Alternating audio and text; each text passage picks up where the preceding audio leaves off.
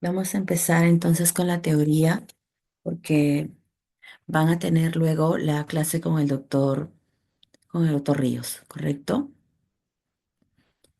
Cuando hablamos de trastornos de coagulación, nos referimos a un grupo de patologías que principalmente en este punto nosotros vamos a hablar de hemostasia secundaria. Es decir, están involucrados los factores de coagulación, porque tienen otra clase programada de problemas de plaquetas. De todas maneras, es importante recordar la hemostasia, la hemostasia como tal, como hemos explicado ya en los seminarios, disculpen que hable así, pero que tiene que estar, perdón, que tiene que estar en perfecto equilibrio, de manera que el paciente no se desangre, pero tampoco haga trombosis. Es decir, cuando se activa la hemostasia ante una laceración de un vaso sanguíneo, en una cirugía, en un traumatismo, lo primero que va a hacer el vaso sanguíneo es vasoconstricción. Y luego se va a formar el trombo de plaquetas o trombo primario. Seguidamente vienen los factores de coagulación para que se forme la fibrina, que es la parte, la segunda parte de las pruebas perdón, del proceso de coagulación. Entonces, la primera fase, vaso sanguíneo y plaquetas, se los van a explicar en otra clase. Y nosotros vamos a hablar hoy día de los problemas a nivel de la hemostasia secundaria que va a sellar definitivamente el, el vaso lesionado de manera que el paciente no continúe sangrando.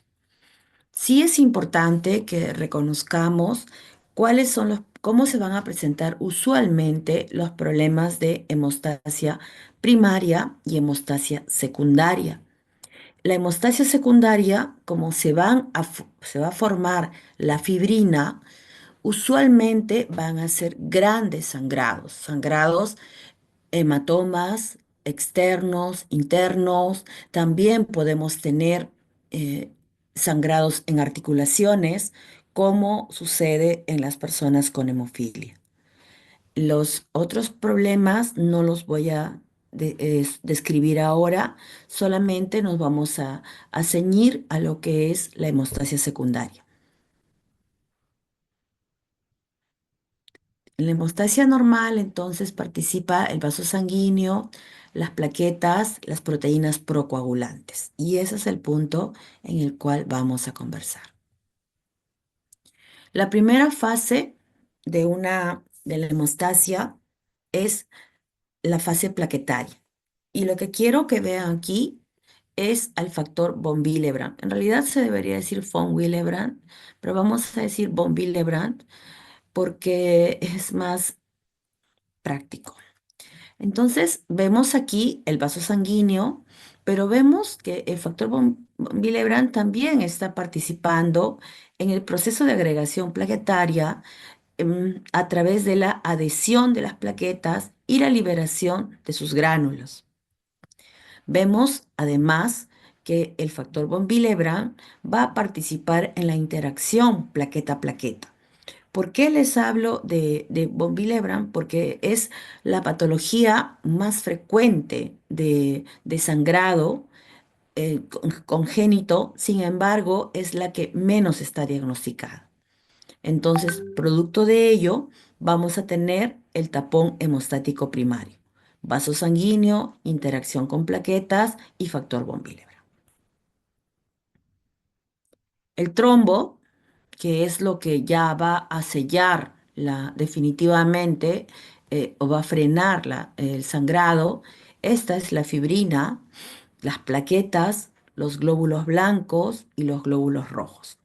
Este trombo puede formarse de manera, digamos, de manera normal en el proceso de hemostasia para cohibir un sangrado, pero también podemos tener las trombofilias, que no es clase de hoy. No quiero confundirlos. ¿Qué nos pasa regularmente? ¿Cómo ustedes pueden sospechar que están frente a una persona que tiene un problema de coagulación? A veces va a venir por anemia, porque tiene antecedentes de sangrados anteriores o hemorragias inesperadas o excesivas, ¿no? Por ejemplo, hace poco hemos estado en el norte y un joven de 16 años viene con sangrado severo, que le hace bajar pronto de 16 a 8 la hemoglobina y no tenía antecedentes, ¿no? Es importante la historia clínica en el diagnóstico. Enfermos, pacientes a los que les piden pruebas de rutina y se le encuentra alguna prueba normal, ¿no? Entonces, esto a veces es un hallazgo. Recuerden, nosotros no tratamos perfiles de coagulación, nosotros tratamos a personas sangrantes. Por ejemplo, el paciente tenía el tiempo de tromboplastina prolongado, vía intrínseca, le pusieron factor 8 y con ello calmó el sangrado. Probablemente tenga una hemofilia leve, que es por eso que se diagnostica recién a los 16 años, ¿no? Y no a los primeros años. Pacientes que no tienen ningún trastorno y que son sometidos a alguna prueba de rutina o un procedimiento invasivo y le encuentran algún problema en el perfil de coagulación. Pacientes igual que van a tener sangrado inesperado o excesivo tras algún procedimiento, ¿no? Este muchacho que les estoy contando, ¿no? Aparentemente normal, una vida normal hasta los 16 años y pos una exodoncia de un molar, viene con un sangrado severo que le baja 8 gramos de hemoglobina. Él venía de la parte de la sierra, me parece, eh, del norte, ¿no? Entonces la mamá estaba ofuscada porque había ido a varios centros y no le solucionaban el problema, ¿no? La anemia y el sangrado, las dos cosas principales por las que acude a emergencia este paciente, que es real. Las plaquetas, simplemente vamos a mencionarlas, eh, participan en la hemostasia primaria y antes de decir fragilidad capilar, estudiemos, evaluemos todo. Las petequias, que van a ser una manifestación de la aparición de las plaquetas, y las trombocitopenias, que tampoco son nuestro tema de ahora, pero igual tenemos que tenerlo en cuenta que para evaluar trastornos de coagulación debe de tener un hemograma completo y un perfil de coagulación completo. Mm.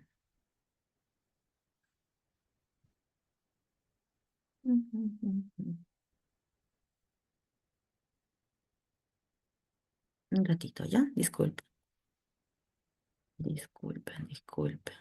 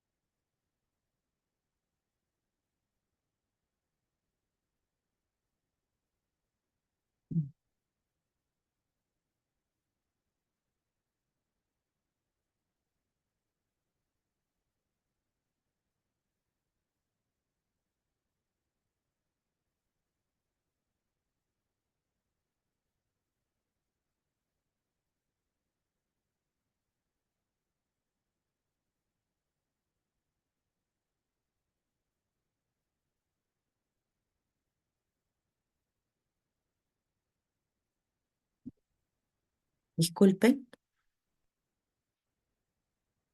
Entonces estábamos en esta parte, ¿sí? Que es importante también saber de las trombocitopenias, porque, por ejemplo, es muy frecuente que nos consulten por plaquetopenia, sabiendo que lo normal es de 150.000 a 450.000. Nosotros, los hematólogos, damos pase con 50.000 plaquetas, pero a veces el anestesiólogo dice, no, tiene que ser 100.000. Hay una guía de la Sociedad Americana de Hematología en la que separa procedimientos menores de procedimientos mayores, ¿no? Por ejemplo, para cirugías neuroquirúrgicas, más de 100.000 plaquetas. Para cirugías, para una endoscopía, 50.000 plaquetas, ¿no? Entonces, hay números que suelen ser mágicos, pero es importante que los conozcamos. Entonces, ahora vamos a hablar de lo que son las proteínas procoagulantes. ¿Qué puede pasar? Producción defectuosa, destrucción o aumento de su consumo, inhibición patológica de su actividad, combinación de estos fenómenos. Hola, hola. Producción defectuosa. Por ejemplo, el hígado está enfermo. Las causas más frecuentes de trastornos de la coagulación son secundarias. Entonces, producción defectuosa puede ser congénita o adquirida. Congénita, una, eh, una persona que nace con deficiencia de alguno de los factores de la coagulación, excepto el 12, porque la deficiencia de factor 12 es la única que predispone a trombosis, no a sangrado. Eh, Como les decía, el hígado produce las proteínas y entre ellas las proteínas más importantes también están los factores de la coagulación. Destrucción o aumento del consumo, como puede suceder en la sepsis, como puede suceder en la coagulación intravascular diseminada, la leucemia mieloide subtipo M3 cursa con un CID, con un CID que puede ser incluso causa de muerte de la persona antes aún de iniciar tratamiento. Por eso el tratamiento debe ser lo más precoz. Inhibición patológica de su actividad. Esto usualmente son problemas inmunes. Por ejemplo, lo que llamamos hemofilia adquirida. La hemofilia adquirida es un problema en el cual aparecen anticuerpos contra algún factor de la coagulación.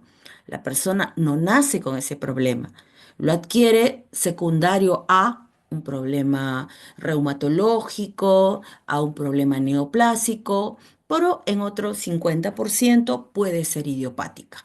Entonces, lo que nosotros tratamos es la hemofilia que es de origen idiopático, que no tiene causa, ¿no? Entonces, lo más frecuente de los anticuerpos se presentan contra el factor 8.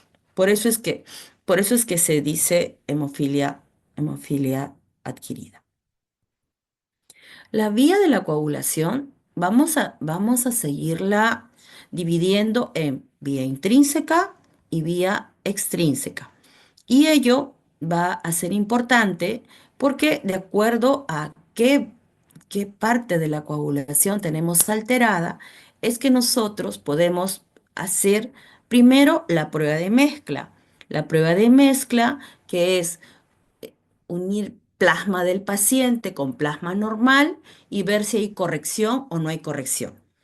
No hay corrección si el nuevo control a las 2 horas de incubación sale todavía prolongado el tiempo de protrombina o el tiempo de tromboplastina. Y hay corrección cuando faltan los factores. Y si no hay corrección, si mi paciente no sangra, puede tener un anticoagulante lúpico. Pero si mi paciente sangra, puede ser una hemofilia adquirida. Esa es la importancia de que ustedes conozcan eh, la prueba de mezcla y cuando el hematólogo les diga, ustedes nos ayuden, ¿no? Eh, Al final de la vía procoagulante, vamos a tener la transformación de fibrinógeno en fibrina. Entonces, la vía extrínseca está los factores vitamina K dependientes y en la vía intrínseca está el TPTK, el tiempo de tromboplastina activado. También el tiempo de protrombina, calculado a través del INR, nos sirve para evaluar a las personas que están anticoaguladas con warfarina. Las personas que reciben warfarina también tienen un estado hemorrágico adquirido, porque están en prevención, porque están tomando anticoagulantes, se les está dando en prevención de que no formen coágulos, pero igual tienen tendencia a sangrar, ¿no? Entonces, si sufren un traumatismo, igual pueden requerir si es una cirugía electiva, 5 días antes se les suspende la warfarina, por ejemplo, ¿no? Los nuevos anticoagulantes, ya conversaremos, pero usualmente son 12 a 24 horas antes. Y la vía intrínseca, aparte de evaluar a los factores 8, 9, 11, 12, también nos sirve para evaluar a las personas que están anticoaguladas con heparina no fraccionada. Recuerden al factor 8, al factor 9, al factor 11. Antes, a la presencia, la deficiencia del factor 11 le llamaban hemofilia C. La hemofilia C no existe. Solamente tenemos la hemofilia A y la hemofilia B. La hemofilia A, deficiencia de factor 8, la hemofilia B, deficiencia de factor 9. Recuerden también que la deficiencia de factor 12 es la única que predispone a trombosis y que la mayor cantidad de problemas de coagulación son secundarios.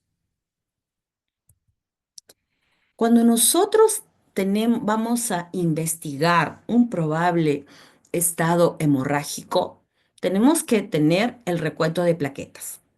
El recuento de plaquetas, usualmente el paciente no va a tener sangrado espontáneo si tiene más de 50.000, más de 40.000 plaquetas. Eso no quiere decir que no tome acciones. Si está sangrando, pues tenemos que ponerle transfusiones de lo que necesita, ¿no? Por ejemplo, si el paciente necesita que le hagan un procedimiento y está sangrando y tiene plaquetopenia, tenemos que transfundirle plaquetas.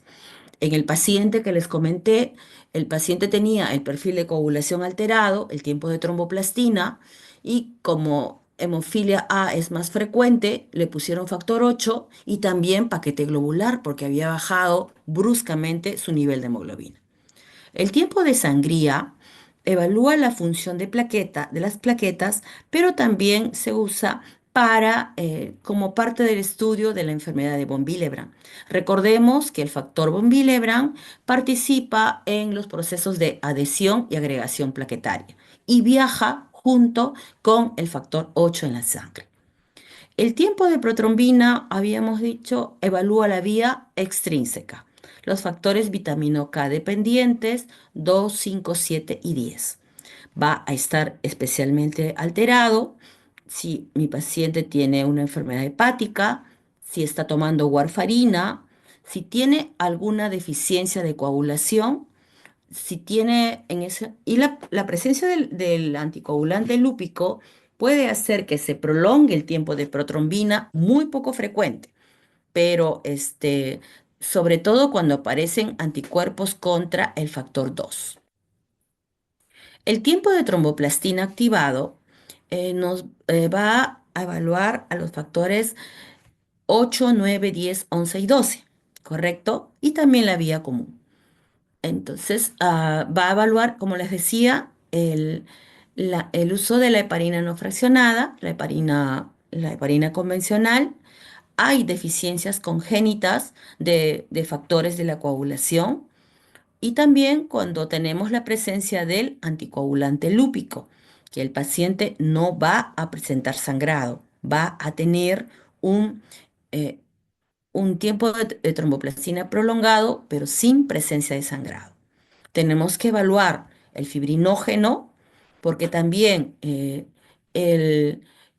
eh, puede estar disminuido, como, sobre todo en la enfermedad hepática severa.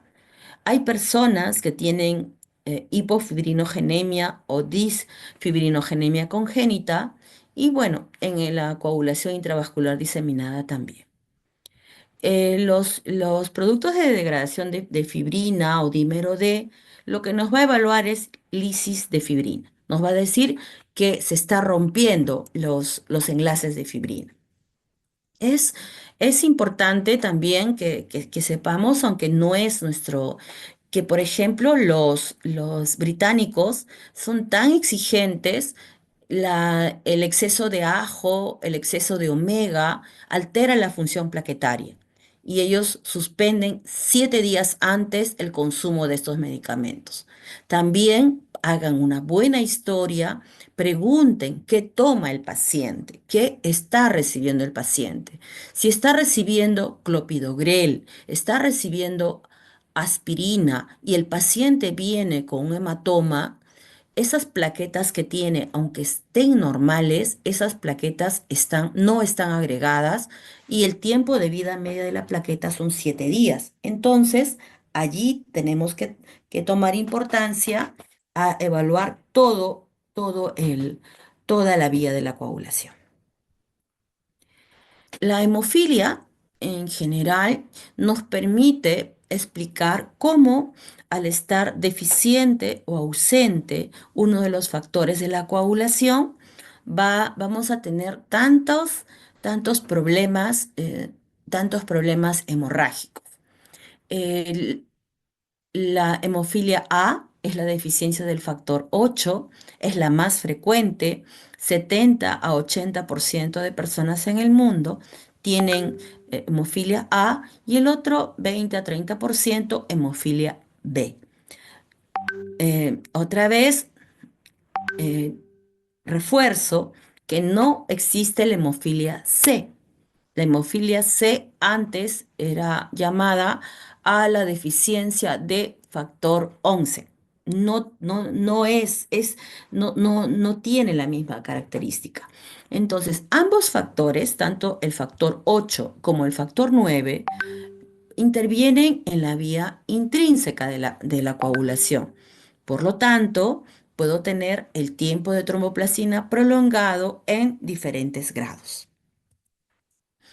Esto es una enfermedad, es una patología ligada al sexo.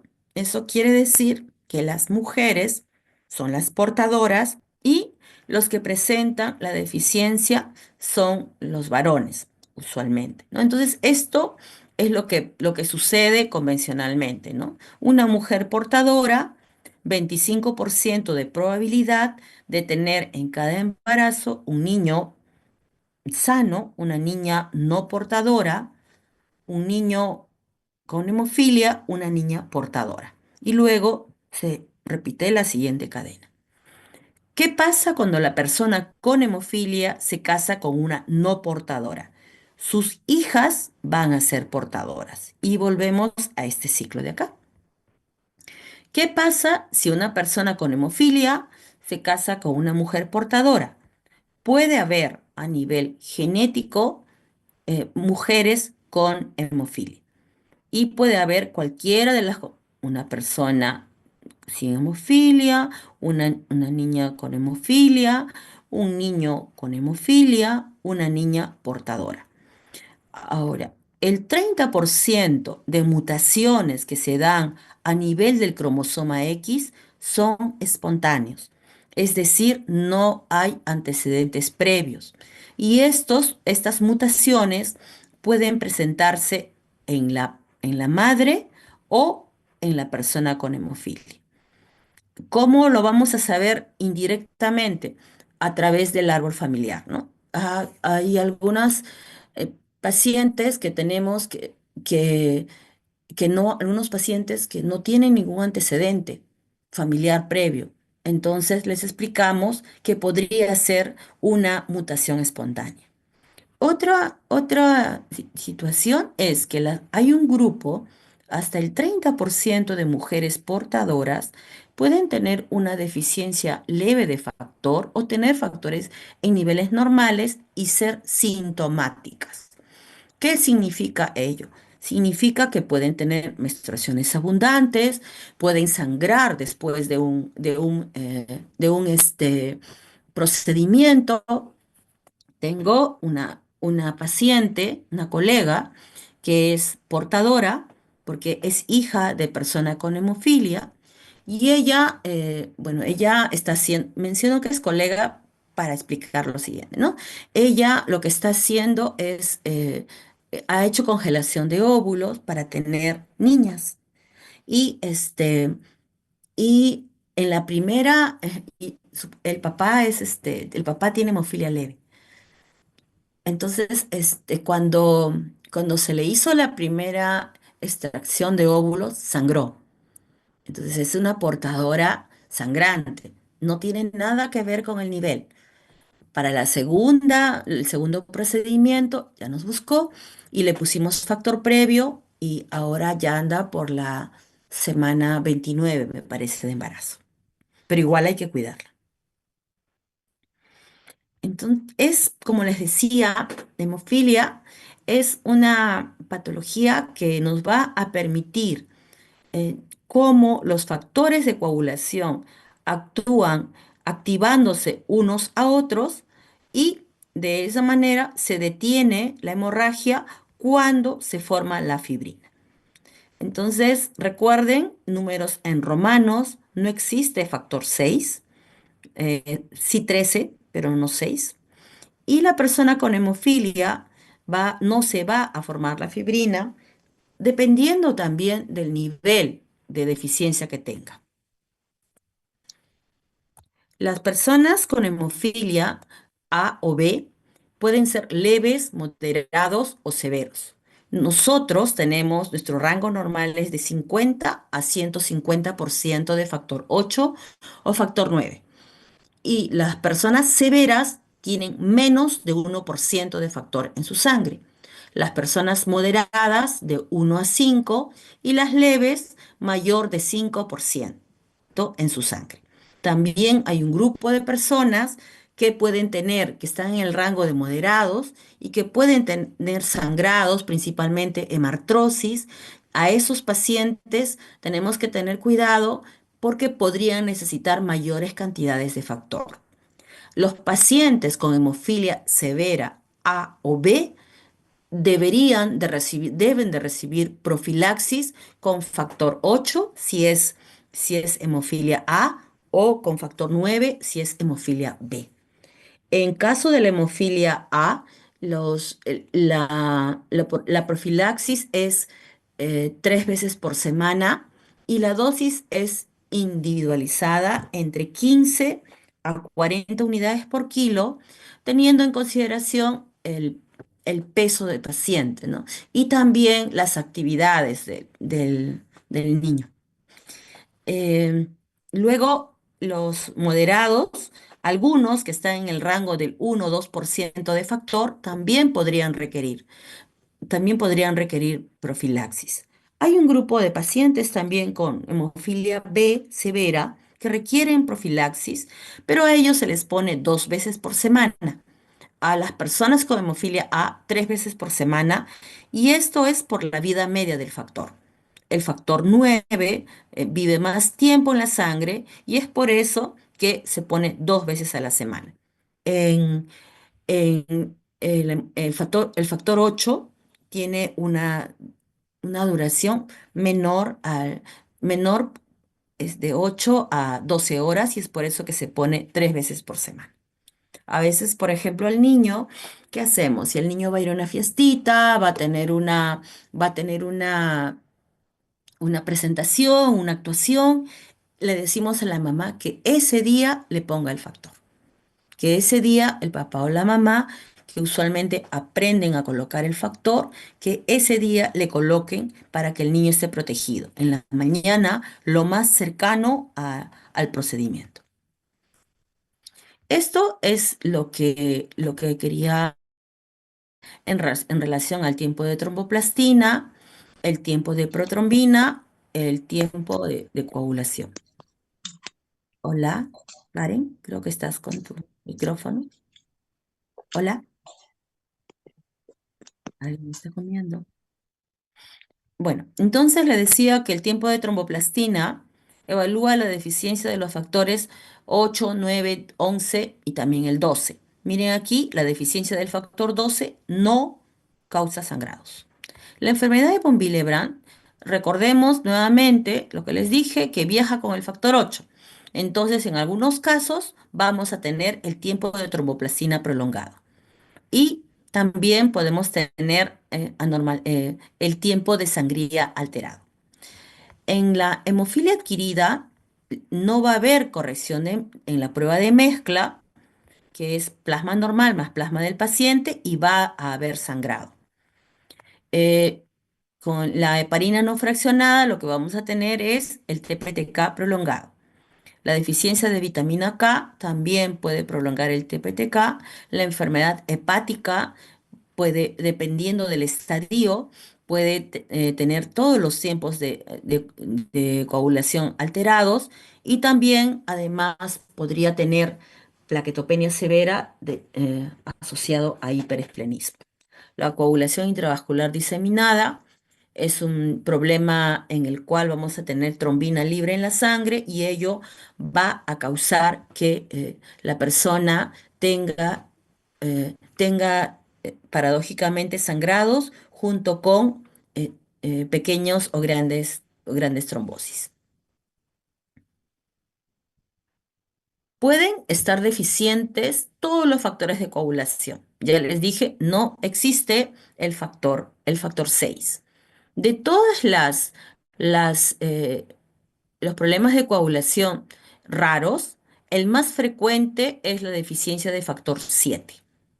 ¿Ya? Esta es la deficiencia más frecuente entre las menos frecuentes, ¿correcto?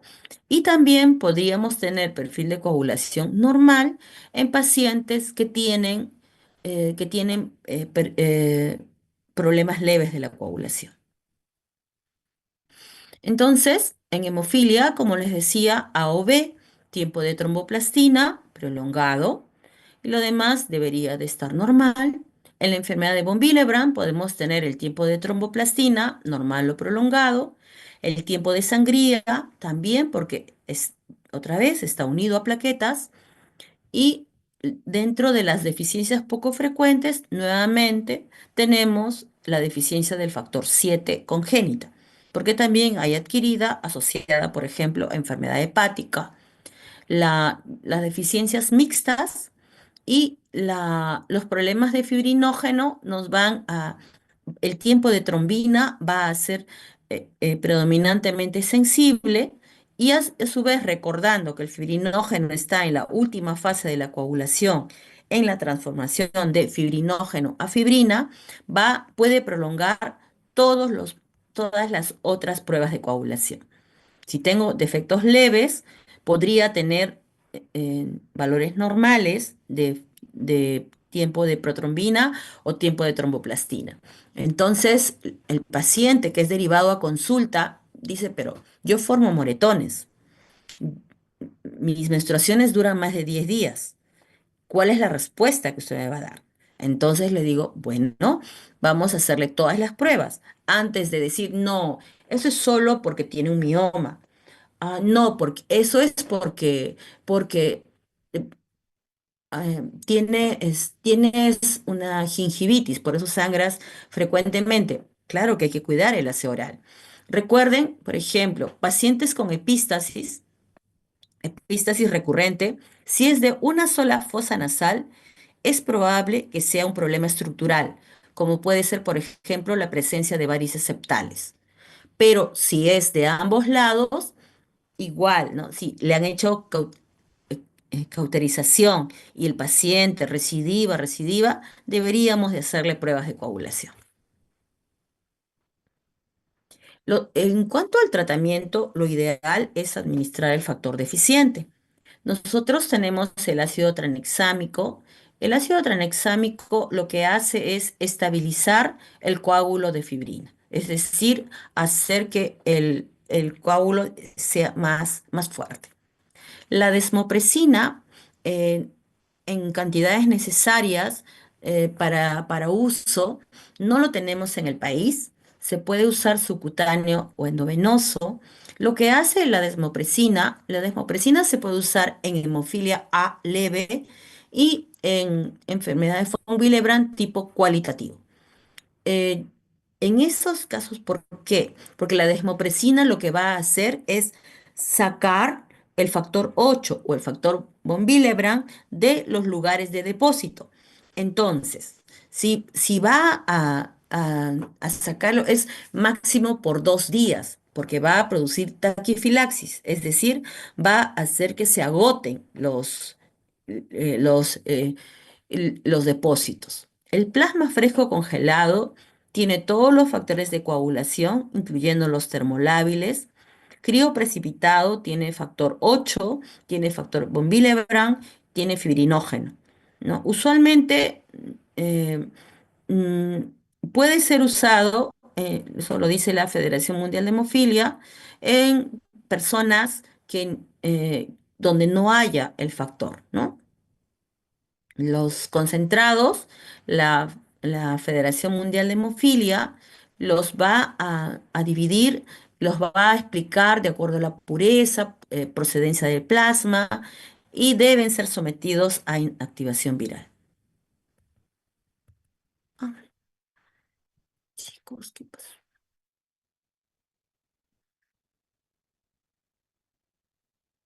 No sé qué pasó.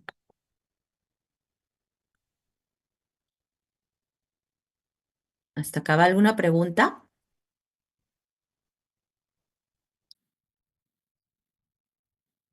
Hola,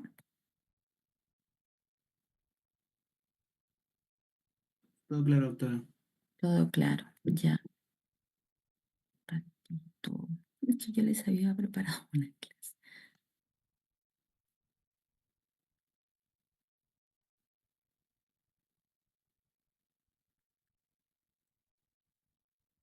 Esta. Disculpen, chicos. Esta es la que te mandé, Mercedes.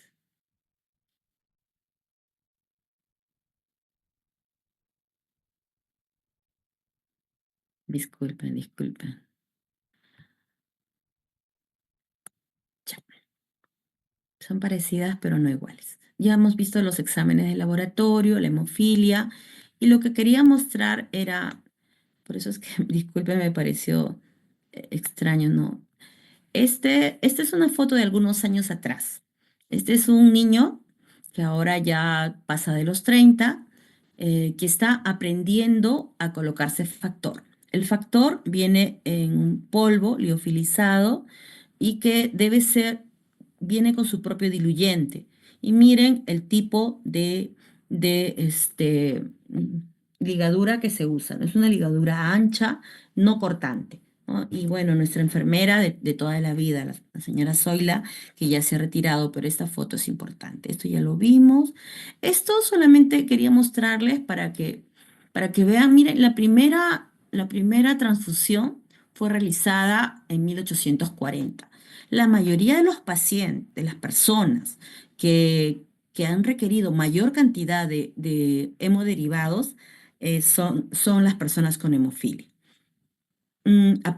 Recién a partir de los 50 comienza a utilizarse el plasma fresco congelado, en los 60 el crío precipitado, en los 70 los concentrados de pureza intermedia y a partir de los 80 empieza a mejorar la pureza del factor. ¿Qué pasa en el año 80, en los 80?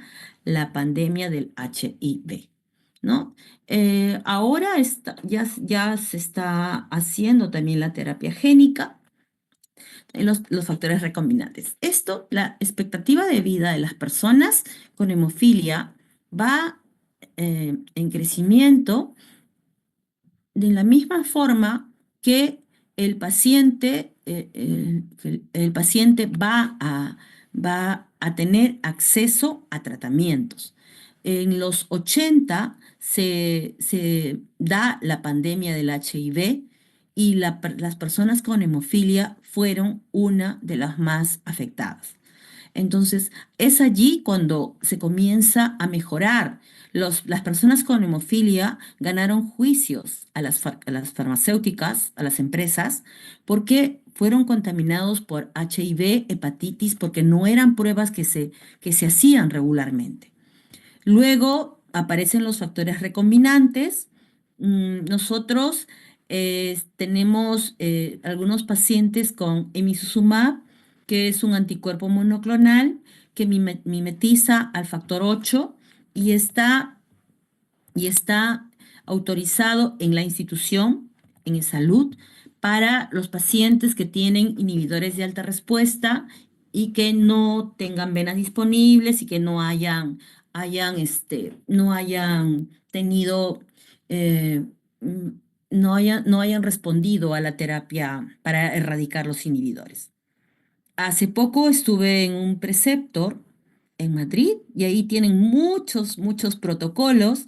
Entonces, no solamente está en Emicizumab, está otros problemas otros anticuerpos monoclonales, pero también está la terapia génica.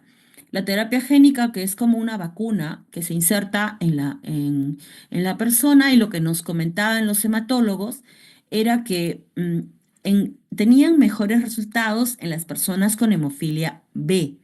Podían mejorar el hígado, su hígado volvía a producir factor 9 o factor 8, y que además habían más problemas en aquellas personas que tenían altos niveles de replicación de carga viral para adenovirus. El 8 tenía una duración menor a 5 años, la terapia génica, ¿no? Entonces, uno imagina una cosa diferente y otra cosa es verlo o por lo menos escucharlo de las personas que están haciendo ese tratamiento. Y también ahora que estamos con un problema de falta de factor 8, estamos pidiendo que ingrese a petitorio los concentrados de vida media extendida. Estos concentrados de vida media extendida son pegilados, por lo tanto van a ser eliminados con mayor tiempo de la sangre por el riñón, van a estar más tiempo en la sangre. Entonces puede pasar que la persona con hemofilia A ya no se ponga la profilaxis 3 veces por semana, sino dos, ¿no? Y la persona con hemofilia B podría ser una vez por semana. Pero lo que nosotros estamos en este momento pidiendo son los concentrados de vida media extendida.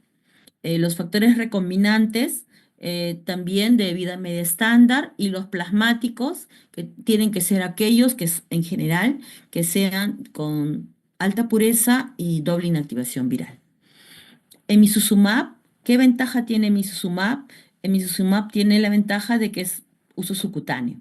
Y el uso subcutáneo, pues realmente mejora, ¿no? Puede ser cada 2 semanas ya la terapia de mantenimiento, y es de por vida. Entonces, es muy importante que de todas ustedes escuchen al paciente qué es lo que tiene. Si es hemofilia, más frecuentemente puede ser hemofilia A. Tengo un paciente con deficiencia de factor 7 que hace hemartrosis y el paciente perdió el seguro, entonces fue a un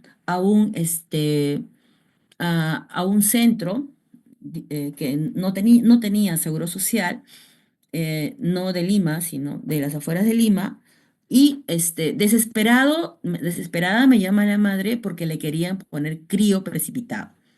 Entonces, daño no le va a hacer, pero no sabemos si lo puede contaminar. El crío precipitado solamente tiene factor 8 y factor von Willebrand. No tiene, no tiene factor 7. Existe el factor 7A recombinante, lo tenemos nosotros, pero bueno, es igual, somos auditados para el uso. Está el factor 7A recombinante, está aprobado para personas con deficiencia congénita de factor 7. Está aprobado también para personas con trombastenia de Glassman que tengan resistencia a las plaquetas, refractariedad a plaquetas, También está aprobado en hemofilia A con inhibidores y también en hemofilia adquirida con sangrado activo. Esto ya se los presenté. Algunas complicaciones, ¿no? Las mayores complicaciones que van a presentar las personas que tienen problemas de coagulación congénito son a nivel de las articulaciones. Esta es una prótesis de cadera que está colocando el doctor Balcázar, que ya no está con nosotros hace algunos años, pero sí mostrarles que sí se puede hacer. Per se, las cirugías traumatológicas son las más sangrantes, pero en este caso, el paciente, esta fue la primera operación que se hizo en Arequipa, porque hicimos una visita y entonces el doctor Balcázar aprovechó que el paciente, perdón, que el director era traumatólogo, entonces se nos brindaron todas las facilidades para realizar esta cirugía, ¿no? Per se, una persona con una cirugía traumatológica puede sangrar normal entre aproximadamente 1 litro, ¿no? Entonces, es eso lo que nosotros estamos mostrando acá. Este es un trabajo hecho con el equipo de Rebagliati, pero que viajó a Arequipa. Esto es un pseudotumor hemofílico. El pseudotumor hemofílico es un hematoma mal curado. Como ustedes ven, acá está, aquí está el hueso, la pelvis, aquí no hay nada, todo ha sido destruido por el perdón, por el hematoma, por la sangre que forma celdillas. Esto ya fue inoperable y, bueno, el paciente fallece cuando esta cápsula se rompe, ¿no? Y sangra. Entonces, aquí vemos las complicaciones que de pronto ya no se ven en otros lugares, pero que todavía las seguimos teniendo acá. Como les decía, lo ideal es administrar el factor en el cual está deficiente. Factor 8, factor 9, factor von Willebrand, eh, y también tenemos complejo protrombínico activado y el factor 7 activado, que son agentes llamados de bypass para las personas que tienen sangrado y que tienen inhibidores. Esto leemos la reversión recuerden ustedes que los pacientes anticoagulados también tienen un estado eh, de hemorragia adquirido, porque vamos a hacer que su sangre esté más diluida. Solamente aquí quiero mostrarles que vienen en polvito, liofilizado, y que esto no es propaganda, 3 ampollas pueden ser equivalentes a 1,5 litros de plasma fresco congelado. Bueno, gracias. ¿Alguna pregunta? ¿Todo claro, chicos? Hola. Sí, doctora. Sí, Bueno, doctora. enfermedad de von Willebrand ya saben que es la más frecuente, que es la menos tratada, ¿no? Pero que a su vez es la que deberíamos de tener. Ay, perdón. Recuerden ustedes que cirrosis hepática es la causa más frecuente de problema de coagulación adquirido, y la enfermedad de von Willebrand es un desorden hemorrágico frecuente, hasta el 1% de la población, pero muchas veces no vienen porque les llame la atención sangrar 7, 10 días porque en la familia ha habido personas igual, ¿no? Entonces es importante que el diagnóstico sea lo más precoz posible. Como les decía, está el tipo 1, el cuantitativo, y el tipo 2, el cualitativo, y tenemos el tipo 3, en el que está disminuido tanto el factor von Willebrand, y hay una variante del tipo 2 en el cual puede haber factor von Willebrand bajo y factor 8 bajo. Entonces, es muy muy importante que hagamos la pesquisa y conozcamos a los pacientes, ¿no? Entonces, según la tabla que le hemos presentado, va a haber una deficiencia cuantitativa, cualitativa. Nosotros no tenemos desmopresina, tenemos factor, ¿sí? Factor 8 von Willebrand, perdón, factor 8 von Willebrand, y también usamos ácido tranexámico, sobre todo en aquellas mujeres que tienen menstruaciones abundantes. Si ellas tienen menstruaciones abundantes, hay que preguntar si en la familia hay otra persona igual, ¿no? Entonces, eh, breve, una colega esposa de colega, mamá de colegas. Ella la operaron de apendicectomía y le salió un seroma, ¿no? Lo drenaron, la mandaron a casa. Luego, como 5 años después, se cae, se fractura la cadera y el hueso no consolida, porque ustedes han visto cómo es de poroso el hueso. Entonces hace una pseudo consolidación.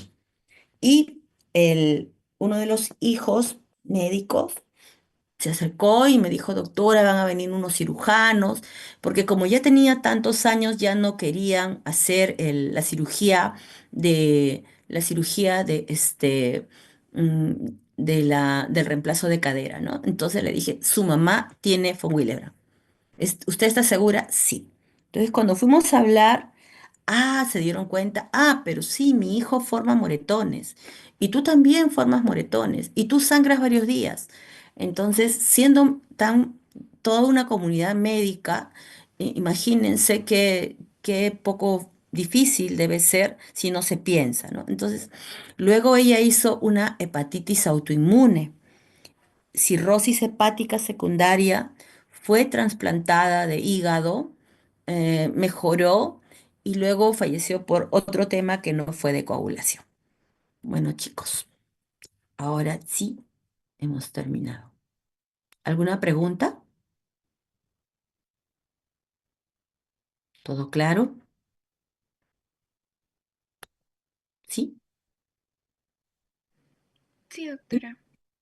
Ok, entonces les dejo porque ya van a tener con el doctor Ríos, ¿sí? Ok, doctora, gracias. A ustedes, gracias por su tiempo, su paciencia. Listos para el examen, entiendo.